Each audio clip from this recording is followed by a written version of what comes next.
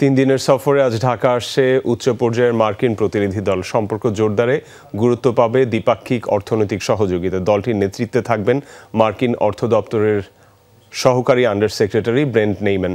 এছাড়া প্রতিনিধি দলে রয়েছেন মার্কিন পররাষ্ট্র দপ্তরের দক্ষিণ এবং মধ্য এশিয়া বিষয়ক অ্যাসিস্ট্যান্ট সেক্রেটারি ডোনাল্ড রু এবং ইউএসএইডের এশিয়া বিষয়ক উপসহকারী প্রশাসক অঞ্জলি কৌর।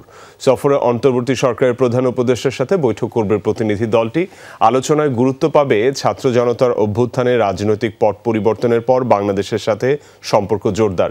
এছাড়া বাংলাদেশের বর্তমান সংকট উত্তরণের চাহিদাগুলো জানতে চাইবে ওয়াশিংটন। তবে ডোনাল্ড রু ঢাকা আসছেন দিল্লি হয়ে। সেখানে ওয়াশিংটন দিল্লি প্রতিরক্ষা বিষয়ক ইন্টারন্যাশনাল সংলাপে যৌথভাবে সভাপতিত্ব করবেন তিনি। এই বৈঠকে গুরুত্ব পাবে বাংলাদেশ প্রসঙ্গ।